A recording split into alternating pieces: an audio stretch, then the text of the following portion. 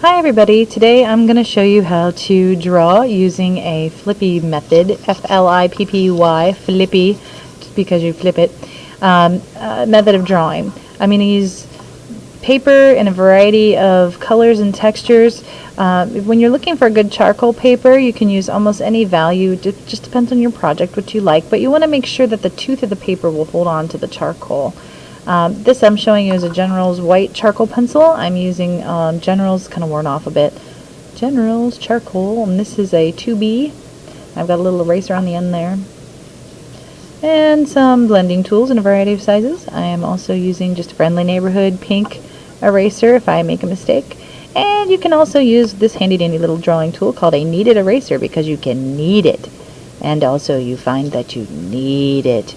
Okay, a blending tool sometimes can pick up charcoal. I'll show you that in a bit, but this allows you to kind of pick up areas without smudging the charcoal, but making it lighter if you just want to lighten an area, or you can use it as a regular eraser. A little bit different than using your regular eraser to wipe out lines.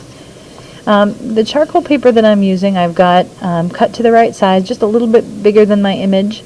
I got this image from a bird off of Google Images. I did not take that picture. I'm using tape, and because I'm right-handed, I'm taping the top and the left-hand side of the picture, leaving the right corner free so that it's closest to my hand. I'm going to start by using a very pointy pencil. You can see my pointy pencils.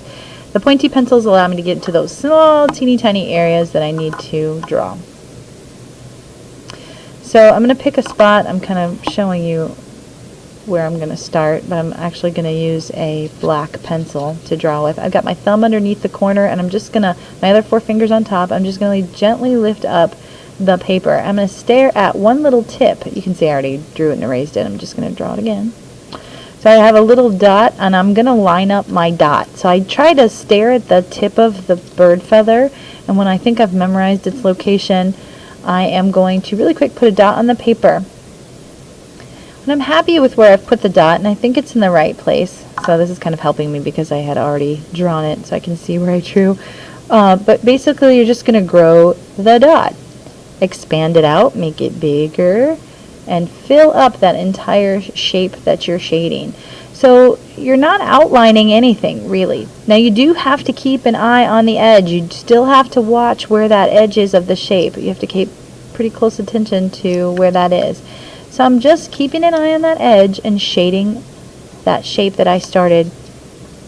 Okay, so now when I flip it up and down, I'm just checking real quick, boop, boop, just to see, does it line up? If it does, I move on and add a little bit more to it. And you just keep going on. It's good to start, when you start drawing this way, at a point of a shape or the tip of a shape. Like on my case, I was using a bird as my source image, so I started at the tip of the bird's tail. And I always find that it's easier, especially if you're drawing something like a person or something that's very highly recognizable, like letters and numbers. So here I'm trying to show you up close what that looks like. Can you see it? And I'm just going to try and show you how I'm doing that. So I'm flipping it up, trying to get things to line up in my picture. 2 things that you're looking for when you're doing this type of drawing is, number 1, well, here I'll tell you, there's a blending tool. I'm going to try and pick up some charcoal using my medium. That's what I used for the dark black because I didn't want it to smudge very much. Now I'm using the extra soft, so this is a 6B. I'm going to rub the charcoal onto the tip of the blending tool, or you can do it that way, whatever floats your boat. But you're basically trying to get some of that pigment onto the tip of your blending tool so that when you color with it, see how nice and delicate and smudgy that is? It's giving me a nice blendy gray. So I don't have to go directly to the paper with the charcoal. I can get a nice fuzzy gray just by drawing with the blending tool. So here I am filling it in. So 2 things, like I said before, that I'm really looking for during this type of drawing, and that is, first of all, does my value match the value in the picture? Is it the same shade of light or dark? Then I'm looking for, does it line up? Then I'm looking for, am I done shading? Where is the edge of the shape that I'm shading? And where do I go next? So you kind of have this on a mental loop. Here I'm trying to show you that there are, normally you don't outline things, but in this one there are white lines. If I was going to start another shape, I might start at the tip of that one, and then maybe use white to shade the background if I really wanted to. But I'm trying to show you here how normally you don't need to outline things. This one does have lines in it, so that's why I'm going in. But the lines were whiter than the background, or lighter than the background, so that's why I switched to the white charcoal pencil. I'm using a really pointy pencil to try and get the very tips of those little teeny tiny little shapes. The cool thing about drawing like this is that if you make a mistake, you're only making it on a teeny tiny little part, and you can see it right away, because when you flip up that drawing, you'll be able to tell if the line is wiggling, if it's looking like it's dancing or moving, or your eyes are jumping, skipping, moving from one place to another. Something looks like it's growing or shrinking, or it looks like it's getting too light, like fading away and then coming back. Whenever you flip the picture up, you know right away, and you can fix it right away. It's not like another type of drawing where you may get into it and you think you're doing great at the start, and then all of a sudden it's like, whoa, that is really wrong. How did I mess up so badly? I thought I was doing great, and what happened? This you can tell right away, so you can fix it. So I really like to teach beginners how to do it this way. And then move into, when you get the idea of how to find a spot with your eyes, so to pinpoint a location with your vision, and then be able to compare what have I drawn with what am I going to draw. By doing it this way, where it's right above it, is a little bit easier to see.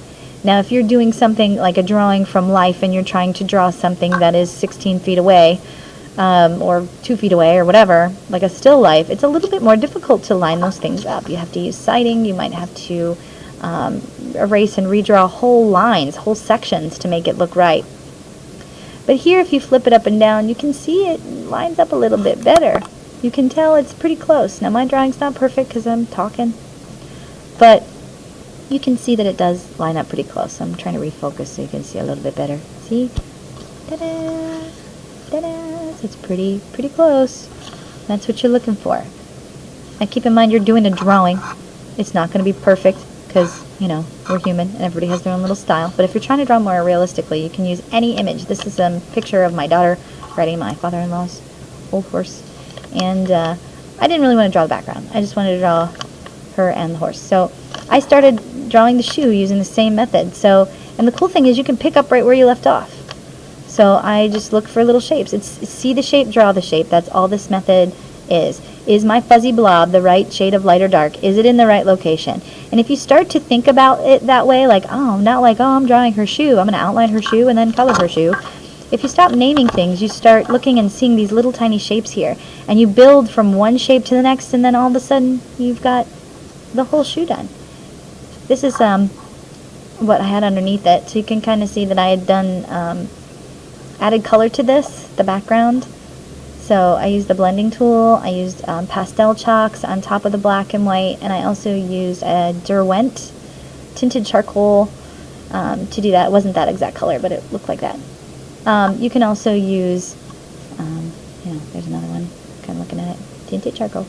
And you can use those to add color to your drawings. So in further drawings, I will show you what that looks like. If you like this video, give it a thumbs up, and thanks a lot for watching.